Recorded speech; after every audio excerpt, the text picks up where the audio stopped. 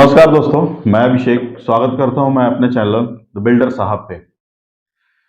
जैसा कि आप जानते हैं कि हम लोग नई नई रोज नए नए प्रोजेक्ट को कवर करते हैं और डिफरेंट डिफरेंट एरिया में जाके लाइक आपके पटना के लगभग लगभग सारे एरिया में हम कवर करते हैं। लीगल वेरीफाइड प्रॉपर्टीज आपके पास लेके हम लोग आते हैं। तो इसमें कुछ ध्यान देने वाली बातें हैं जो हम आपके साथ शेयर करना चाहते हैं, और शेयर करने का मन भी था बहुत दिनों से, लेकिन इस टॉपिक पे वीडियो हम लोग नहीं बना पा रहे थे। इसमें है क्या कि जैसे सबकी इच्छा होती है, जो भी बिहार के लोग हैं, जो भी बिहारी हैं, उनका सपना होता है कि पटना में एटलीस्ट एक मेरा अपना आशियाना हो, अपना घर हो। तो उसके लिए कहीं न कहीं हम किसी न किसी डीलर को पकड़ते हैं या डेवलपर को पकड़ते हैं। यही हम अमूमन करते हैं। तो उसमें ध्यान देने वाली जब बात है, हमारे पास कुछ पॉइंट्स हैं जिसके बारे में हम लोग चर्चा करेंगे विस्तार से, इस पे विश्लेषण करके देखेंगे कि क्या-क्या इसमें नॉर्म्स हैं और क्या-क्या इसके ड्रॉबैक्स हैं, वो भी हम आपके सामने रखेंगे, और क्या-क्या बेनिफिट्स हैं, वो भी उस पे भी हम लोग चर्चा करेंगे। इसमें लगभग 4-5 टॉपिक पे हम लोगों को, जब भी हम प्रॉपर्टी खरीदने जाते हैं, तो हमको जो है 4-5 टॉपिक पे हम लोग को ध्यान देने की ज़रूरत है।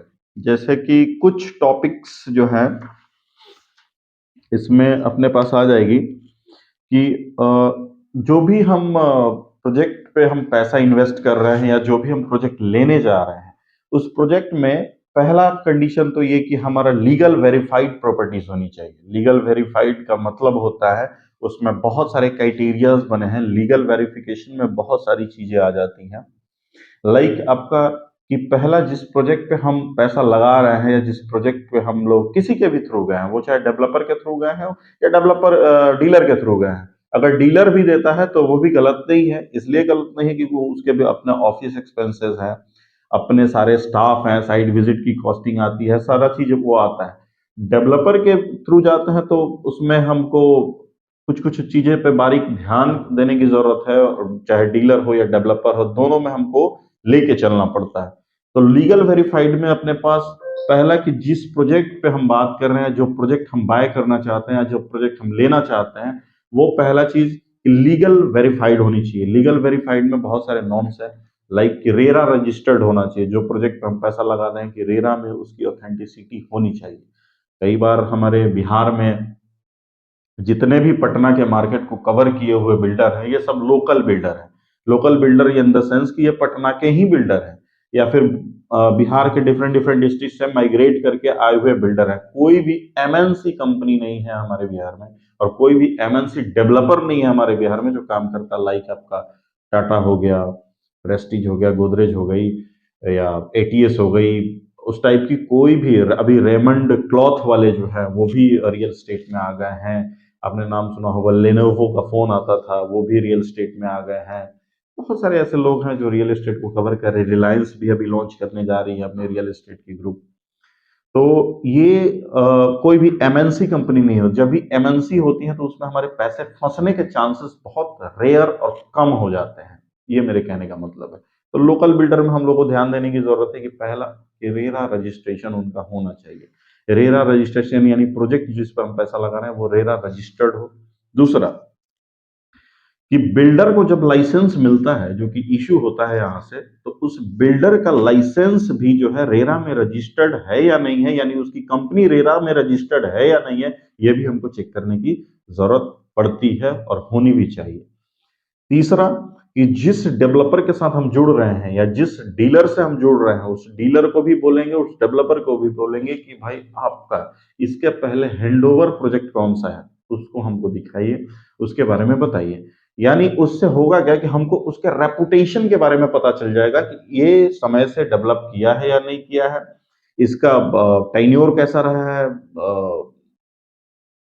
2 साल बोल के उसको 3 साल में डिलीवर किया है या डिलीवर ही नहीं किया है। तो ये रेपुटेशन जो है, उस बिल्डर लाइसेंस से हम लोग पता कर सकते हैं कि उसकी ऑथेंटिसिटी जो है रेरा में रजिस्टर्ड है या नहीं है। हम लोग जनरली करते हैं क्या कि रेरा खोलते हैं, उस प्रोजेक्ट का नाम डालते हैं, उसे हमारे पास डिटेल आ जाता है, स्टार्टिंग डेट, इंड डेट देखते हैं, उसमें हम पैसा लगा देते हैं। यही हम लोग जनरली करते हैं। दूसरा कि बैंक से, कौन कौन से बैंक से उसका अप्रूवल है। बैंक अप्रूवल होता है तो उसमें ये जो क्राइटेरिया है, ये सारा काम जो है बैंक ऑलरेडी हम लोग का कर देता है कि बैंक जो है हमारा वेरीफाई भी कर देता है, लीगल वेरिफिकेशन भी कर देता है और टेक्निकल का भी सारा काम लगभग बैंक कर देता है हमारा। तो ये सब हम लोग को ध्यान देने की उस पे ज़रूरत है। जब भी हम कहीं प्रॉपर्टीज़ बाय करने जाएँ, ये बिहार के लिए नहीं है, बिहार के अलावा भी अगर कहीं जाते हैं, तो वो चीज़ होता है। दूसरी चीज़ कि जब सिनेरियो क्लियर हो जाए कि हमको ये प्रॉपर्टी बाय कर लेनी है, इस प्रॉपर्टी पे हम पैसा लगा रहे हैं या कर रहे हैं, तो जब भी आप जो भी टोकन मनी दें, यानी जो भी कॉस्टिंग का 10% जो भी आप देते हैं, तो उसका जो है ऑथेंटिसिटी, मैं कहूँगा कि ऐसे जो एग्रीमेंट जो बनता है अपने, ये जैसे देख रहे होंगे एक पार्टी का एग्रीमेंट मेरे पास पड़ा हुआ है।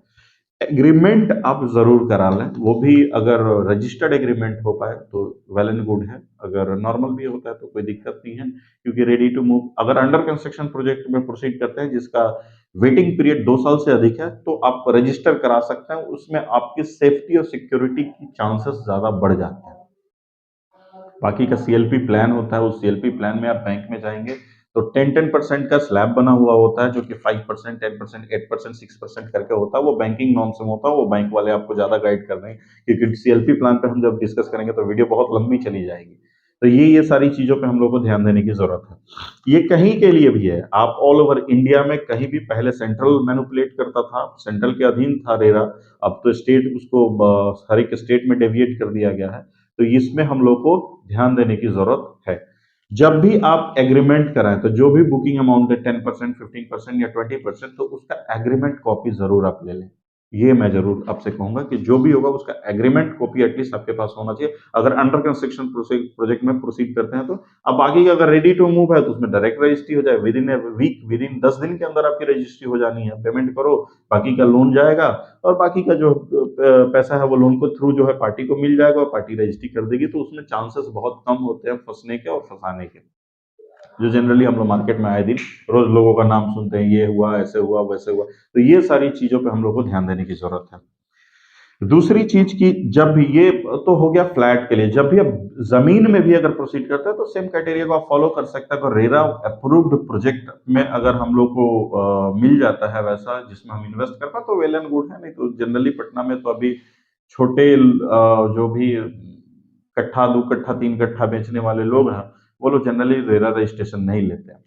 दूसरा मैं चीज कहूंगा कि कोई एजेंट होता है, जिस एजेंट से आपको बात होती है कि हाँ जी आप आओ मेरे पास, हम आपको फ्लैट देंगे, ये देंगे, तो पहले ऑथेंटिकेट आप कर लो कि वो डेवलपर है या डीलर है। इससे आपको पता चल जाएगा कि उसमें डिफरेंसेस क्या है। अगर डेवलपर है तो वो साइट डेवलपिंग का काम कर रहा है, उसके थ्रू आप डील करोगे तो ज्यादा अच्छा होगा। डीलर है तो डीलर को पकड़ो, तो डीलर से पूछो कि भाई तुम क्या हो इसमें, मतलब ये आप डीलर या फिर जो भी ब्रोकर है वो आपको, उसकी भी रजिस्ट्रेशन रेरा में होती है, जिसको हम लोग एजेंट रेरा बोलते हैं। कई बार कई बार ब्रोकर भी जो है एक एजेंट का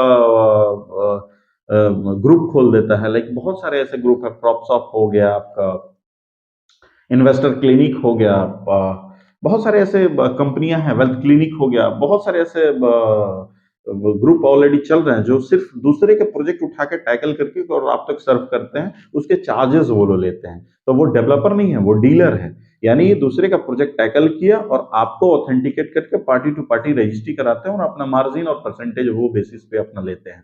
तो ये जो है, अगर कोई ब्रोकर भी है तो उसकी ऑथेंटिसिटी है कि नहीं, ऑथेंटिसिटी का मतलब ये है कि रेरा ऑथराइज किया है कि नहीं कि आप ए का पैसा उठा के, यानी पार्टी का पैसा उठा के बिल्डर को दे दो, यानी ए का पैसा उठा के बी को देने का राइट आप रखते हैं या नहीं रखते हैं। इसका भी रजिस्ट्रेशन ऑलरेडी रेरा में होता है, जो कि आप उसका चेकआउट कर सकते हैं, उसका नाम, उसका फोटो, उसकी सारी डिटेल टोटल आ जाएगी। इससे आप सेफ एंड सिक्योर रहेंगे, आपके पैसा जो है, हार्ड अर्न मनी जो है, वो फंसने के चांसेस बहुत कम हो जाएंगे। ये इस फेज पे आपको ध्यान देने की जरूरत पड़ेगी आपकी, जब भी प्रॉपर्टी बाय करने जाते हैं या परचेज करते हैं कहीं भी, मतलब बिहार में, बिहार से बाहर कहीं भी परचेज करते हैं, तो ये सारे नॉर्म्स और क्राइटेरिया बने हुए हैं। बाकी की अगर कोई बैंकिंग नॉर्म्स में जाता है कि भैया हमारा जो है ये 10% रहा, 10% का मैंने एग्रीमेंट करा लिया अकॉर्डिंग टू बैंक, बैंक से मैंने कंसल्ट किया, बैंक ने जैसा बोला उसके अकॉर्डिंग मैंने आपको एग्रीमेंट करा लिया, और एग्रीमेंट कराने के बाद जो भी पैसा जो बच जाता है वो हमको बैंक देगा, तो बैंक ही ये सारा सिनेरियो क्लियर कर देता है आपका। लीगल वेरिफिकेशन बैंक खुद कर देगा, क्योंकि लीगल का बैंक का अपना लीगल होता है, फिर टेक्निकल वो सारा आपका कर देगा, पोजीशन है कि नहीं है आपके हाथ में, वो भी सारा क्लियर कर देगा। तो ये सारी चीज़ों पे हम लोग को ध्यान देने की ज़रूरत है और लगभग कवर करने की ज़रूरत है। अगर हम इस सिनेरियो पे चलते हैं तो होप आशा करता हूँ कि हम लोग इस पे बहुत ही कम चांसेस बनेंगे जिस पे हम लोग की किसी के साथ फ्रॉड होने से रोक पाएँ। इस तरीके का जो चीज़ होता है थैंक यू। अगर वीडियो अच्छी लगी हो तो प्लीज़ लाइक कर दें एंड शेयर कर दें और चैनल को सब्सक्राइब करना बिल्कुल ना भूलें क्योंकि हम आए दिन लीगल एंड वेरीफाइड प्रॉपर्टीज ही लेके हम लोग आप तक सर्व करने का एक छोटा सा मुहिम चलाए हुए हैं। इससे आप जुड़ें ताकि सब्सक्राइब करेंगे तभी जुड़ पाएंगे और बेल आइकन की घंटी जरूर दबा दें ताकि जो भी आने वाले मेरे नोटिफिकेशन है वो आप तक पहुंचता रहे और जो भी जानकारी है वो आपको मिलती रहे। Thank you. Have a good day.